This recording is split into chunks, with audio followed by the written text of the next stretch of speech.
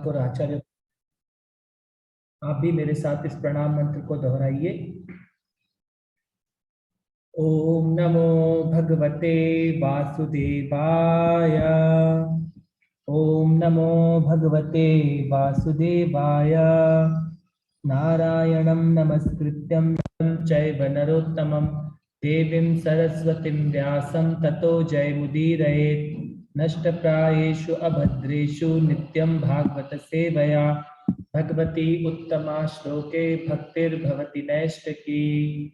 नमः ओं विष्णुपादाय कृष्णप्रेष्ठाय भूतले श्रीमते भक्तिवेदांत स्वामिन् इति नामिने। नमस्ते सारस्वते देवे गौरवाणी प्रचारिणे निर्विशेषा शून्यवादी पाश्चात्य देशतारिणे। जय श्री कृष्ण चैतन्य प्रभु नित्यानंदा श्री अद्वैत गदाधरा शिवासादि गौर भक्त वृंदा। हरे कृष्णा कृष्ण कृष्णा हरे हरे, हरे रामा राम रामा हरे हरे। श्री राधा वृंदावन चंद्र की जय, श्री गौर निताय की जय, श्रील प्रभुपाद की जय। Welcome all of you to today's Srimad Bhagavatam session. Today we will start a new chapter.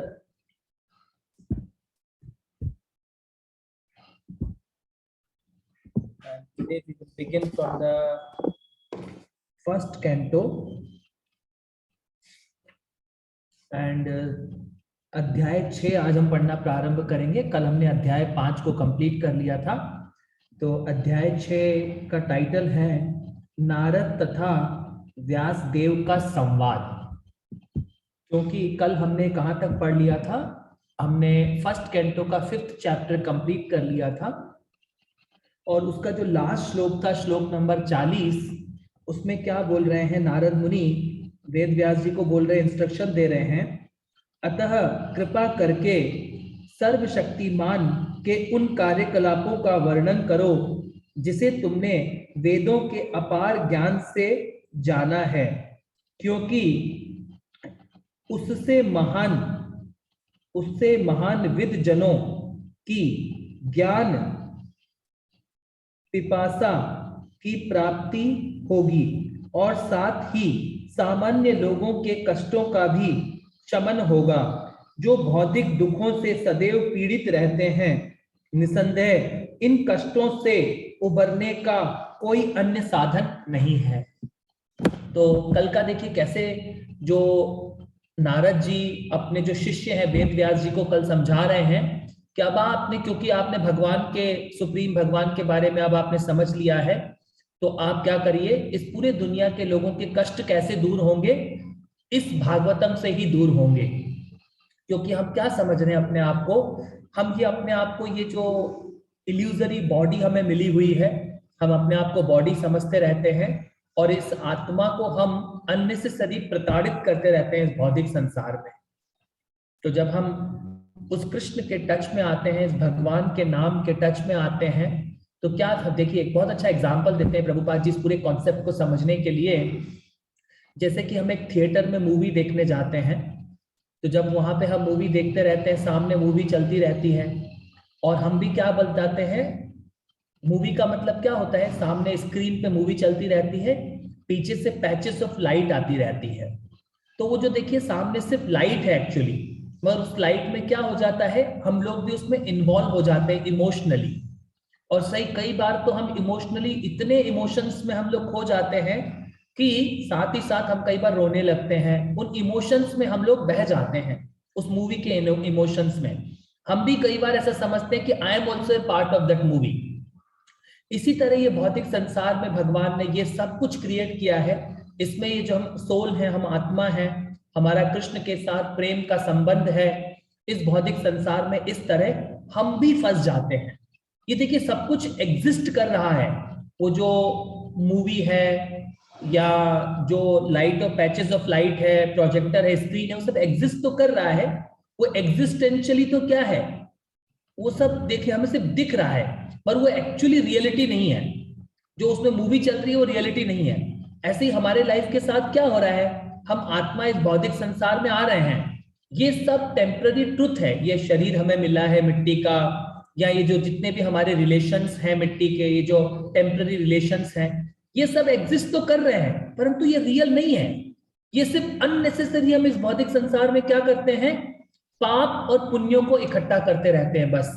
या जितने भी हम काम कर रहे हैं उनसे सिर्फ क्या होगा हमारे जीवन में, सिर्फ कष्ट आते हैं हमें। या तो हमारे पाप इकट्ठे हो जाएंगे बहुत सारे, या पुण्य इकट्ठे हो जाएंगे। इसके अलावा इस भौतिक संसार में कुछ भी नहीं होता हमारे साथ।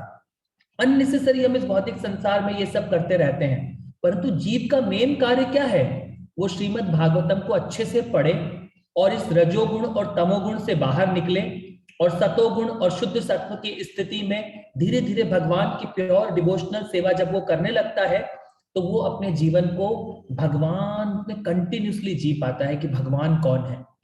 तो जो भक्त की ड्यूटी होती है वो मेन ड्यूटी होती है। और नारद मुनि वेद व्यास जी को कल के श्लोक में गाइड किया है कि इस भौतिक संसार के सभी लोगों को जो इतने कष्ट हैं और दुख हैं, इनसे निकालने के लिए आप क्या करिए, श्रीमद् भागवतम का ज्ञान दीजिए। तो अब क्योंकि अब नारद मुनि ने वेद व्यास जी को बोल दिया है, अब वेद व्यास जी क्या है, नारद मुनि के बारे में और जानना चाहते हैं कि ये नारद मुनि के, जो नारद मुनि को अभी तक हमने क्या समझा, जो उनकी माता के घर में वेदांतिस्ट आए हुए थे, उन वेदांतिस्ट ने उनको ज्ञान दिया, भगवान से अवगत करा दिया। मगर वो तो जब वो अभी बच्चे हैं, उसके बाद क्या हुआ उनके जीवन में, अभी तो छोटे से बच्चे हैं, उन्होंने अब तक का ज्ञान बताया कि मुझे वेदांतिस्ट हमारे घर पे आए और उन्होंने ये गुह्यतम ज्ञान मेरे हृदय में दिया, मुझे भगवान के ज्ञान से अवगत कराया, भगवान के ऐश्वर्य, आध्यात्मिक ऐश्वर्य से मैं अवगत हो गया, भगवान के मुझे दर्शन हुए, ये सब उनको समझ में आया। और उसके बाद क्या हुआ आपके जीवन में, जैसे कि हम भक्त इसमें भक्ति कर रहे हैं, धीरे धीरे भगवान हमारे पे भी कृपा करेंगे। उसके बाद क्या होगा, नारद मुनि को जो वेदांतिस्ट थे उन्होंने दीक्षा दे दिया, भक्ति में उनको प्रणीत कर दिया।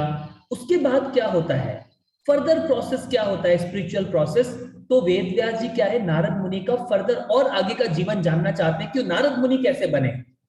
तो अब क्या है, अब ये उसके आगे जानना चाहते हैं वेद व्यास जी, क्योंकि वेद व्यास जी उनके शिष्य हैं। परंतु वेद व्यास जी शिष्य तो हैं, परंतु वो क्या है, वो भगवान की लिटररी इनकारनेशन भी है। तो वेद व्यास जी ने अपना गुरु बनाया है नारद मुनि को, तो वो नारद मुनि से फर्दर पूछना चाहते हैं कि इस भक्ति में फर्दर क्या होता है। तो अब देखिए, हम अब लोग अध्याय 6 शुरू कर रहे हैं। बहुत सुंदर अध्याय है ये।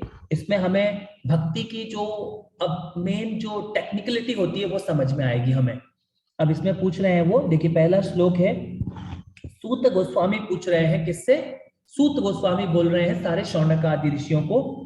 सूत उवाचा एवं निशम्य भगवान देवर्ष जन्म कर्म च भूय प्रपच्यतं ब्रह्मन् व्यास सत्यवती सुतः। अब मेरे साथ कौन भक्त पढ़ेंगे?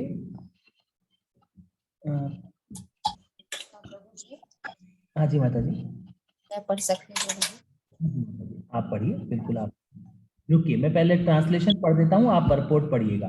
ठीक है। ट्रांसलेशन में क्या बोल रहे हैं, सूत ने कहा, हे ब्राह्मणों, इस तरह श्री नारद ने जन्म तथा कार्यकलापों के विषय में सब कुछ सुन लेने के बाद ईश्वर के अवतार तथा सत्यवती के पुत्र श्री व्यासदेव ने इस प्रकार पूछा।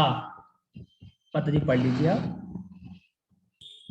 हरे कृष्ण प्रभु जी। तात्पर्य श्री प्रभुपाद द्वारा श्री व्यासदेव श्री नारद मुनि की सिद्धि के विषय में और भी जिज्ञासु थे, अतः उन्होंने उनके विषय में और अधिक जानना चाहा। इस अध्याय में श्री नारद मुनि बताएंगे कि जब वे श्री भगवान के विरह के दिव्य भाव में लीन थे और अत्यंत कष्ट का अनुभव कर रहे थे, तब श्री भगवान ने किस प्रकार उन्हें थोड़ी देर के लिए दर्शन दिया। हरे कृष्ण प्रभु जी। हरे कृष्ण माता जी। अब आप अपने आप को म्यूट पे कर लीजिए और आपका बहुत बहुत धन्यवाद। देखिए यहाँ पे क्या बोल रहे हैं प्रभुपाद जी, हमें कैसे एक्सप्लेन कर रहे हैं श्लोक को। जब नारद मुनि को क्या हो गया, भगवान से वो अवगत हो गए कि मैं भगवान का अंश हूं। हम इस भौतिक संसार में क्या समझते रहते हैं, हम इतने परेशान क्यों हैं इस भौतिक संसार में, क्योंकि हम पढ़ तो रहे हैं कि हम भगवान के अंश हैं, हमने भगवत गीता में भी पढ़ा कि ममे वांशो जीव लोके जीव भूते सनातना, the living entity in the condition material world is my eternal fragmental part. भगवान बोल रहे हैं कि सब लिविंग एंटिटी मेरे पार्ट एंड पार्सल है। हमें भी अब पता लग गया है कि हम कृष्ण के अंश हैं, मगर फिर भी हम भगवान को अलग समझते हैं कि नहीं, भगवान वो मूर्ति के सामने सामने खड़ा है और हम अलग है, हम रियल है। तो ये सबसे बड़ा मिसकंसेप्शन है हमारे लाइफ का। हम अपने आप को भगवान का नहीं समझते, इसीलिए तो दुखी हैं हम इस भौतिक संसार में। तो जब नारद मुनि को यह पता लग गया कि मेरा तो संबंध ही सिर्फ कृष्ण के साथ है, तो फिर जब वो क्या होगा, उस विरह में, जैसे होता है ना कभी एक पति और पत्नी बिछुड़ जाते हैं तो बहुत क्या होता है, वो तो बॉडी के इस एंजॉयमेंट की वजह से परेशान होते हैं। या मान लीजिए अब मेरे लिए सब सामान कौन लेके आएगा, या मेरे घर में खाना कौन बनाएगा, हम तो इसलिए परेशान होते हैं, बॉडी के लिए परेशान होते हैं। कि मान लीजिए कोई किसी की पत्नी, कोई पति होती, कोई पति खो देता है या कोई पत्नी खो देता है, तो हम एक्चुअली रियल परेशान नहीं होते हैं, हमको ये होता है बॉडीली लेवल पे हम परेशान होते हैं।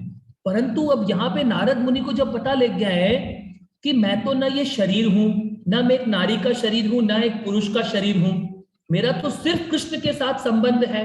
तो जब आत्मा को ये ज्ञान हो जाता है कि मैं कृष्ण के साथ संबंध है, और उस विरह में, जब एक होता है ना भौतिक लेवल पे भी एक विरह होता है, मगर जो स्पिरिचुअल विरह में कि हम भगवान से दूर हैं, हमारा जो रियल प्रेम का संबंध है भगवान से, और इस भौतिक संसार में हम फंसे हुए हैं, जब उस विरह में हम लोग जब इस वाली बात को बोल रहे हैं, वो ना बोल रहे हैं, व्यास देव नारद जी की सिद्धि के विषय में आगे भी सुनने के इच्छुक थे, अतः उन्होंने उनके विषय में और अधिक जानना चाहा। इस अध्याय में नारद जी बताएंगे कि जब वे भगवान के विरह भाव में लीन थे, जब वो क्या हो गया, आप वो विरह हो रहा है उनको जीवन में कि मैं क्यों इस भौतिक संसार में हूं, तो उनको जो विरह में, जैसे गोपियां, भगवान जब कृष्ण ये जो वृंदावन छोड़ के जब वो मथुरा चले गए और मथुरा से द्वारका चले गए, तो सारी गोपियां विरह में पागल रहती थी, उनको कुछ समझ में नहीं आता था कि भगवान क्यों चले गए यहाँ से, बस उस विरह ही विरह में रोती रहती थी दिन भर। तो उनको कृष्ण से क्या था, अनन्य प्रेम था। तो जब ये वाला, जब उनको विरह, उस विरह में लीन हो जाते हैं भक्त, तो फिर क्या करते हैं, भगवान उन पे स्पेशल कृपा करते हैं, और वो भी एक प्रकार का रस होता है। तो यहाँ पे वो बोल रहे हैं, जब वो विरह भाव में लीन थे, अत्यंत कष्ट का अनुभव कर रहे थे, तब भगवान ने किस प्रकार उन्हें थोड़ी देर के लिए दर्शन दिया। तो भगवान जब देखते हैं कि मेरे भक्त, तभी तो भगवान वापस द्वारका आए, गोपियों को फिर से दर्शन दिया। वो तो भगवान तो उनके अनन्य प्रेमी थे, परंतु ये सब भगवान अपने प्योर भक्तों के साथ लीला करते हैं, जो उनके प्योर डिवोटीज होते हैं, ये सब भागवतम उनके लिए होता है। अब देखिए, जब यहाँ पे आप बोल रहे हैं इस प्रकार, नारद मुनि को क्या हो गया, भगवान का दर्शन हो गया है। और ये कौन जानना चाहते हैं, व्यास देव जी जानना चाहते हैं, किससे, नारद मुनि से, कि नारद मुनि के जीवन में क्या क्या हुआ, किस प्रकार उन्हें ये जो ट्रांसेंडेंटल शरीर होता है वो कैसे मिला। जो नारद मुनि की बॉडी है ना, जिससे नारद मुनि प्रचार करते हैं, नारद मुनि दुनिया के किसी भी कोने में, किसी भी यूनिवर्स में पहुंच सकते हैं। तो नारद मुनि के पास क्या है, भगवान ने स्पेशल ट्रांसेंडेंटल बॉडी के साथ उनको ब्लेस किया हुआ है। हमारी तरह ये खून वाला, हड्डियों वाला बॉडी नहीं है उनका, उनका ट्रांसेंडेंटल बॉडी है, जो स्पिरिचुअल बॉडी होता है भगवान के पास, हमारा सच्चिदानंद बॉडी होता है। तो नारद मुनि को भगवान ने उस काम के लिए ब्लेस कर दिया था। तो ये कौन पूछना चाह रहे हैं, व्यास देव जी पूछना चाह रहे हैं। और व्यास देव जी कौन है, वो एक्चुअली भगवान खुद हैं। व्यास देव जी वो सत्यवती और पाराशर के सन हैं, एक्चुअली बेटे हैं, परंतु वो भगवान के लिटररी इनकारनेशन भी हैं, वो शक्त्यावेश अवतार भी हैं। अब इसके अगले श्लोक में हम पढ़ेंगे। अब व्यास देव जी उनको उत्तर पूछेंगे। व्यास उवाचा विभुर्भी विप्र विप्रासते विज्ञाना दिष्टुमीस्तव वर्तमानो वयस्याध्ये ततः किम करोध्याद्वान्। अब वो क्या बोल रहे हैं, श्री व्यास देव ने नारद जी से कहा, आपने उन महामुनियों के चले जाने पर क्या किया जिन्होंने आपके इस जन्म के प्रारंभ होने से पूर्व आपको दिव्य वैज्ञानिक ज्ञान प्रदान किया था। तो वो एक ट्रांसेंडेंटल फेस को जानना चाहते हैं। अभी तो उनका क्या हुआ, भक्ति वेदांतिश ने उनका इनिशिएशन किया था नारद मुनि का, जब नारद मुनि एक जो होती ना मेड सर्वेंट, उसके पुत्र थे, और उनका अगला जन्म कैसे हुआ है नेक्स्ट कल्प में नारद मुनि के रूप में, उनको ट्रांसेंडेंटल बॉडी मिली है। इसके बीच में क्या हुआ वो जानना चाहते हैं। जैसे हम भक्त हैं, अभी हम सब अपनी ये शिक्षा को ग्रहण कर रहे हैं, भागवतम को पढ़ रहे हैं, डेली 16 माला हम जप कर रहे हैं, और हम इस प्रोसेस में धीरे धीरे आगे बढ़ रहे हैं, भागवतम को समझने का प्रयास कर रहे हैं। और जब हम अच्छे से करते हैं, हम में से कोई 2-4 भक्त होंगे जो बहुत सीरियस डिवोशनल सेवा करेंगे। मैं प्रे करूंगा आप सब अच्छे से डिवोशनल सेवा करें भगवान की। जब इस तरह हम अच्छे से डिवोशनल सेवा करते हैं, उसके बाद मान लीजिए आप में से कई भक्त होंगे जिनको प्रभुपाद जी ब्लेस करेंगे, आपका इनिशिएशन भी हो पाएगा और आप इस भक्ति में आगे बढ़ पाएंगे। तो उसके बाद नेक्स्ट क्या होता है, भक्ति तो सीख गए, इनिशिएशन भी हो गया, उसके बाद फर्दर क्या होता है जीवन में, तो वो नारद मुनि के साथ क्या क्या हुआ। नारद मुनि को स्पेशल बॉडी मिला है, अब पूरी दुनिया में वो नारद मुनि बन गए हैं, भगवान के सब इस गुरु शिष्य परंपरा में है नारद मुनि, ब्रह्मा जी के पुत्र है नारद मुनि। तो किस तरह इसके बाद क्या क्या हुआ उनके जीवन में वो जानना चाहते हैं। कौन जानना चाहते हैं? व्यास देव जी। अब देखिए इसका हम लोग ट्रांसलेशन, इसका ट्रांसलेशन पढ़ते हैं, परपोर्ट पढ़ते हैं। परपोर्ट मेरे साथ आप पढ़ेंगे। मैं पढ़ूं प्रभु जी? पढ़िए माता जी। हरे कृष्णा प्रभु जी। व्यास देव स्वयं नारद जी के शिष्य थे, अतः गुरु से दीक्षित होने के बाद नारद जी ने जो कुछ किया उसे सुनने की उत्कंठा स्वाभाविक थी। वे नारद की ही भांति सिद्धावस्था प्राप्त करने के लिए उनके चरण चिन्हों का अनुसरण करना चाह रहे थे। आध्यात्मिक गुरु से पूछने की आकांक्षा, जिज्ञासा प्रगति पथ पर बढ़ने के लिए आवश्यक है। इस विधि का शास्त्रीय नाम सद्धर्म प्रक्षा है, सद्धर्म प्रक्षा है। बहुत बहुत धन्यवाद हरे कृष्ण प्रभु जी। आप म्यूट पे अपने आप को म्यूट पे कर लीजिए। अब देखिए यहाँ पे क्या पॉइंट लेके आ रहे हैं, ये वेद व्यास जी पूछ रहे हैं नारद मुनि से कि जो शिष्य होता है उसके जीवन में जिज्ञासा होना बहुत जरूरी है, उत्सुकता नहीं है। अगर हम एंथुजियास्टिक नहीं है तो ये भक्ति नहीं कर पाएंगे हम, तो इसमें एंथुजियास्टिक होना बहुत जरूरी है, भक्त के मन में जिज्ञासा होना बहुत जरूरी है।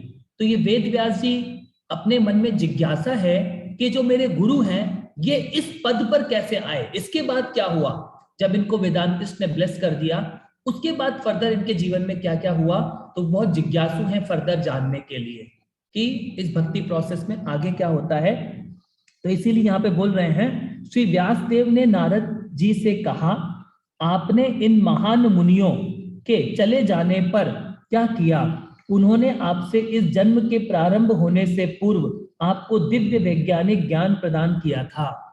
तो ये जब हमें ट्रांसेंडेंटल नॉलेज हमारे हृदय में मिल जाती है, उसके बाद फर्दर क्या क्या प्रोसेस होता है, किस प्रकार हम ये नवविधा जो भक्ति हम सीखे हैं, जो नवविधा भक्ति है, श्रवणम कीर्तनम स्मरणम विष्णुपाद सेवनम अर्चनम वंदनम दास्यम साख्यम आत्मनिवेदनम, ये जो 9 प्रोसेस हैं, ये किस प्रकार हमारे जीवन में फर्दर ग्रो करते हैं, किस प्रकार हमारा ये जो इनिशिएशन के बाद हम इसमें कैसे ग्रो करना चाहिए, वो सब व्यास देव जी जानना चाहते हैं कि नारद मुनि के जीवन में कैसे हुआ।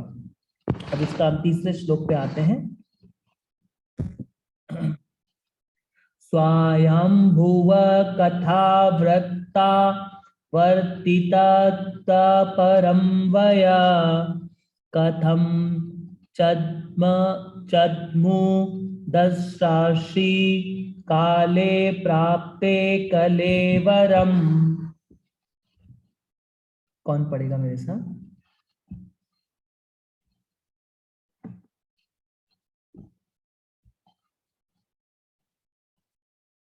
अनुमाता जी आप पढ़ना चाहेंगे?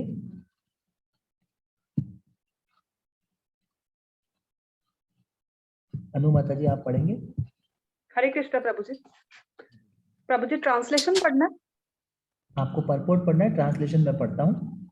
देखिए अब क्या, हे ब्रह्मा के पुत्र आपने दीक्षा लेने के बाद किस प्रकार जीवन बिताया और यथा समय अपने पुराने शरीर को त्याग कर आपने यह शरीर कैसे प्राप्त किया।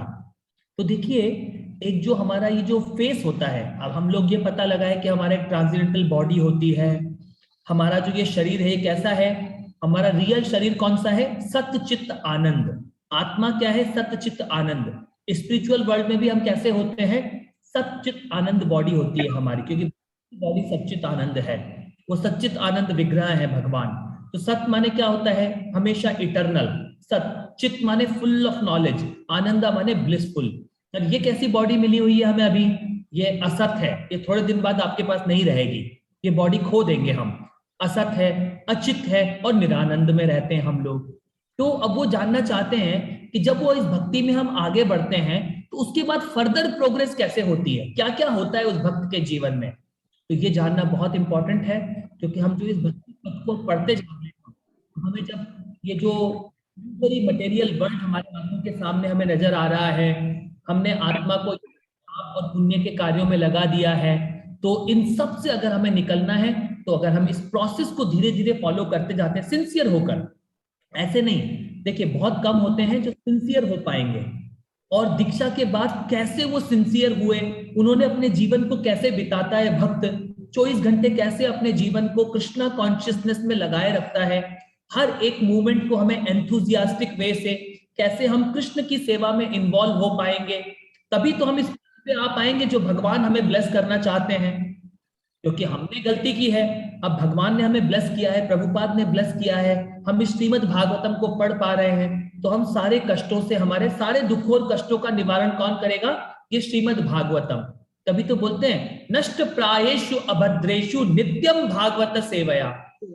श्रीमद् भागवतम का नित्य सेवा करते हैं, प्रतिदिन सेवा करेंगे इस भागवतम की, इसको सुनना, इसको समझना, इसको अपने जीवन में धीरे धीरे ग्रहण करना, जब हम इसको नित्य करते हैं, एंथुजियास्टिक वे से करते हैं, तो हम भी उस पद पर आ सकते हैं। इसका माता जी आप तात्पर्य पढ़िए। तात्पर्य श्रील प्रभुपाद जी के द्वारा।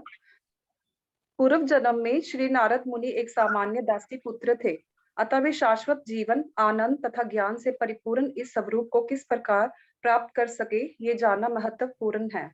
श्री व्यासदेव की इच्छा थी कि श्री नारद मुनि ये सभी तथ्य सबकी तुष्टि के लिए प्रकट करें। हरे कृष्णा प्रभु जी।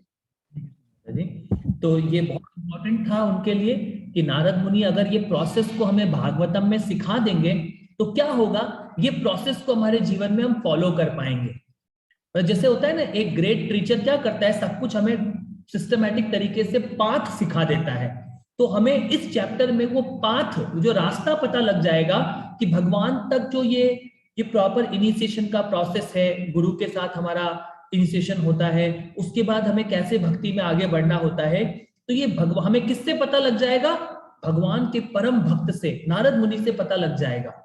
तो ये बहुत इंपॉर्टेंट है। अगला अब हम धीरे धीरे पढ़ते जाते हैं। अब हम चौथे श्लोक पर आते हैं। देखिए चौथे श्लोक में वो क्या बता रहे हैं, प्राकल्प परि यतो मताम स्मृति ते मुनि सतम न हेषा व्यवधात काल एषा सर्वनिरकृति। कौन पढ़ेंगे मेरे साथ, आ जाइए, कौन भक्त पढ़ना चाहेंगे, कौन पढ़ना चाहेंगे? तो मैं पढ़ दूं। हरे कृष्ण।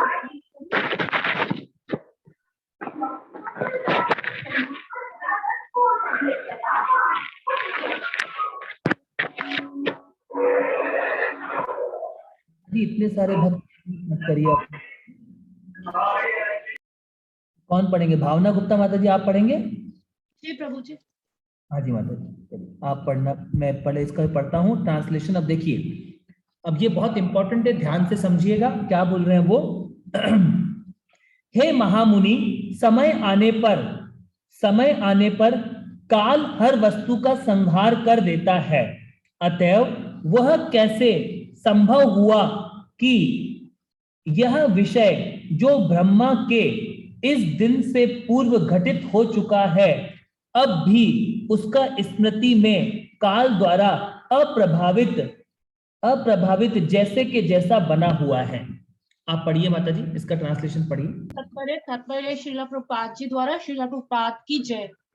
जिस प्रकार भौतिक शरीर के विनाश के बाद भी आत्मा नष्ट नहीं होता, उसी तरह आध्यात्मिक चेतना भी नष्ट नहीं होती।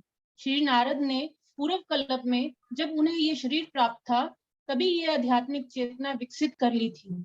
भौतिक शरीर की चेतना का अर्थ है भौतिक शरीर का माध्यम द्वारा अभिव्यक्त की गई आध्यात्मिक चेतना। ये चेतना निष्कृष्ट, विनाशशील तथा विकृत होती है, लेकिन आध्यात्मिक स्तर पर अतिमानस की प्राचेतना आत्मा के समान ही श्रेष्ठ होती है, कभी भी नष्ट नहीं होती। हरे कृष्णा प्रभु जी। हरे कृष्णा माता जी। इसीलिए देखिए भगवत गीता में भगवान क्या बोलते हैं, इस जीवन में आपने जितना भी डिवोशनल सेवा किया है वो आपका कहीं व्यर्थ नहीं होगा। आपने जितना भी भक्ति में आप जितने भी कदम आगे बढ़े हैं वो आपका कभी व्यर्थ नहीं होता है इसमें। तो आपने जितना भी अपने कॉन्शियसनेस को डेवलप किया है, कॉन्शियसनेस को डेवलप करने से मतलब समझिए, हम अपने आप को क्या समझ बैठे हैं कि मैं भगवान से अलग हूं। हम हमेशा यही तो समझ रहे हैं कि हम अलग अलग प्राणियों को हमारी आंखों के सामने देख रहे हैं, तो हम सबको अलग अलग समझ रहे हैं। ये समझ रहे हैं कि ये परिवार वाले अलग हैं, ये अमेरिका के लोग अलग हैं, ये चाइना के लोग अलग हैं, ये पाकिस्तान के लोग अलग हैं और हम अलग हैं। तो ये क्या है? नहीं, हम सब भगवान के अंश हैं। हम सबका रिश्ता सिर्फ एक के साथ है, वो कृष्णा के साथ है। परंतु इस भौतिक संसार में हमारी कॉन्शियसनेस कैसी हो गई है? डल कॉन्शियसनेस हो गई है, पशुओं से भी गंदी कॉन्शियसनेस हो गई है हमारी, जिसको बोलते हैं मटेरियल कॉन्शियसनेस। हम completely bodily concept of life में जीते हैं। परंतु जब हम किसी प्योर भक्त प्रभुपाद जी और जब भागवतम को पढ़ते हैं और प्रभुपाद जी जैसे ग्रेट वैष्णव के जब टच में आते हैं, तो वो हमें इस ज्ञान से अवगत कराते हैं और वो हमें क्या करते हैं? इनिशिएट करते हैं, हमारे को शुरुआत करवाते हैं कि अब आप इस भक्ति को समझिए। तो धीरे धीरे जब हमें समझ में आता है तो ये पूरा भौतिक संसार मिट्टी का है, इसमें सिर्फ आप एक स्पिरिचुअल तत्व होते हो जो आत्मा है, और वो आत्मा अननेसेसरी हम यहाँ पर इल्यूजरी मटेरियल वर्ल्ड में हमारी कॉन्शियसनेस को इस तरह खराब करके फंसे रहते हैं। पर धीरे धीरे जब हम इसमें इस स्पिरिचुअल भक्ति में, इस भक्ति के पाथ पर धीरे धीरे जब हम आगे बढ़ते हैं, तो उससे क्या होता है, हमें ये जो इल्यूजन है हमारी आंखों के सामने, ये सब खत्म होने लग जाता है। सब कुछ इल्यूजन खत्म हो जाएगा। मान लीजिए इस लाइफ में आपने अपनी कॉन्शियसनेस को 50% इंप्रूव कर लिया, तो इसमें कोई दिक्कत नहीं है। नेक्स्ट लाइफ में आप 51% से आगे बढ़ेंगे, क्योंकि ये कभी भी खत्म नहीं होती है कॉन्शियसनेस। जितना आपने इंप्रूव कर लिया वो अच्छा है, तो इसमें कोई नुकसान नहीं है। आप मान लीजिए जितना भी जप कर पा रहे हैं, मगर जो वेरी सीरियस होते हैं, प्रभुपाद जी बोलते हैं कि हमें अपना स्पिरिचुअल बिजनेस एक लाइफ में कंप्लीट करना है, इस एक ह्यूमन लाइफ में। दूसरी लाइफ का वेट नहीं करना है हमें कि नहीं अब थोड़ा जितना हो रहा है। कई भक्त ऐसे बोलते हैं, प्रभु जी जितना हो जाएगा उतना कर लेंगे, इससे ज्यादा हम नहीं कर सकते। मैं उस दिन एक परिवार से मिला, उन्होंने कहा प्रभु जी पहले तो 16 माला हो रही थी, अब तो नहीं हो रही है, घर गृहस्थी में बहुत बिजी हैं, तो कभी 2 हो जाती है, कभी 4 हो जाती है, इससे ज्यादा हम कर नहीं सकते। तो अगर हम वैसे ही करेंगे तो ठीक है, 10-20 जन्म और मिल जाएंगे, हो सकता है 100 जन्म और लेने पड़े। ये जो इंद्रियां, ये तृप्ति, ये भौतिक संसार, ये बार बार लेना पड़ेगा। क्योंकि उस जैसे कैसे अमेरिका के आदमी से जब मैं बात करता हूं वहां जाकर, जब मैं बोलता हूं कि नहीं आप इटर्नल हैं, तो बोलता है क्या हो गया, मैं मर भी जाऊंगा तो क्या फर्क पड़ेगा, मुझे कोई फर्क नहीं पड़ेगा, क्या होगा, ये बॉडी मर जाऊंगा। क्योंकि उसको इटर्नल कॉन्सेप्ट ही नहीं मालूम है वहां के लोगों को कि हम इटर्नल हैं, इस बॉडी के अंदर आत्मा है, परमात्मा है, एक रियल वर्ल्ड भी एग्जिस्ट करता है, ये सब कुछ टेम्पररी है। उनके लिए ये चीजें उनको पता ही नहीं है, ये ज्ञान किसी ने सिखाया ही नहीं है उनको। तो जब तक हमें ये नॉलेज, अब हमें ये ज्ञान मिल रहा है और हम भगवान के अंश हैं, तो इसमें आप जितनी प्रोग्रेस कर सकते हैं, जितना समय ज्यादा से ज्यादा इस कृष्णा कॉन्शियसनेस में दे सकते हैं। हर मोमेंट जब हम कृष्ण की सेवा में 24 घंटे लगे रहते हैं, हम कृष्ण की सेवा में बिल्कुल मन लगा कि ये पूरा एक जीवन इसमें निकाल दीजिए, तो हम क्या करेंगे, स्पिरिचुअल बिजनेस जो हमारा मेन काम है, जैसे नारद मुनि ब्लेस हो गए हैं, उनको नेक्स्ट जन्म स्पिरिचुअल बॉडी दिया है भगवान ने, भगवान की सेवा में लग गए हैं नारद मुनि, ऐसे हम भी क्या हो पाएंगे, इटरनली भगवान की सेवा में लग जाएंगे। और उससे अच्छा दुनिया में कुछ भी नहीं होता, भगवान की सेवा में लग जाना। तो प्रभुपाद जी हमें ब्लेस कर रहे हैं, यहाँ रहते हुए हम इस मिशन में रहते हुए भगवान की सेवा में कंटिन्यूसली लग सकते हैं। तो ये प्रभुपाद जी ने इतनी सुंदर अपॉर्चुनिटी क्रिएट की है हमारे लिए कि हम 24 घंटे भगवान की सेवा कर सकते हैं। तो आप सब भक्त भी प्रयास करिए, अच्छे से अपनी कॉन्शियसनेस को हम धीरे धीरे करके डेवलप करते जाएं और इन नियमों का अच्छे से पालन करें जो प्रभुपाद जी ने इंस्ट्रक्शन दिए हैं। 4 नियमों का पालन करना, no meat eating, no intoxication, no gambling and no illicit sex. ये 4 कार्य नहीं करने हैं। और ये डोंट्स होते हैं, कुछ डूज भी होते हैं, क्या क्या हमें करना है हम कई बार समझे हैं, धीरे धीरे समझते रहेंगे। और सबसे इंपॉर्टेंट प्रिंसिपल है प्रतिदिन 16 माला हरे कृष्ण महामंत्र का जप करना। तो इस प्रकार जब हमारे जीवन को हम मोल्ड करते जाते हैं तो क्या होता है, धीरे धीरे ये जो भौतिक संसार के जो हमारे ऊपर ये कवर लगे हुए, ये इतनी सारी कवर हैं, फॉल्स ईगो, अहंकार की वजह से जिससे हम ये समझते हैं, ये अहंकार की वजह से हम बॉडी समझते हैं अपने आप को, तो ये अहंकार का जो तत्व है धीरे धीरे खत्म होने लगता है। और ये जो बॉडी है ये धीरे धीरे हम सब स्पिरिचुअल हो जाता है। तो इट्स ए प्रोसेस, उस प्रोसेस को अभी हम और फर्दर जानेंगे। नारद मुनि हमें और डिटेल में बताएंगे कि हमें इसको और कैसे अपने जीवन में फॉलो करना है। तो आप सभी भक्तों का बहुत बहुत धन्यवाद। अभी हम सभी भक्त का, आपका किसी का कोई प्रश्न है तो आप प्रश्न पूछ लीजिए। हरे कृष्ण प्रभु जी। माता जी, प्रभु जी, कॉन्शियसनेस सुपर कॉन्शियसनेस समझ नहीं आया एक्चुअली इसमें जो लिखा है। ये तो पता श्री नारद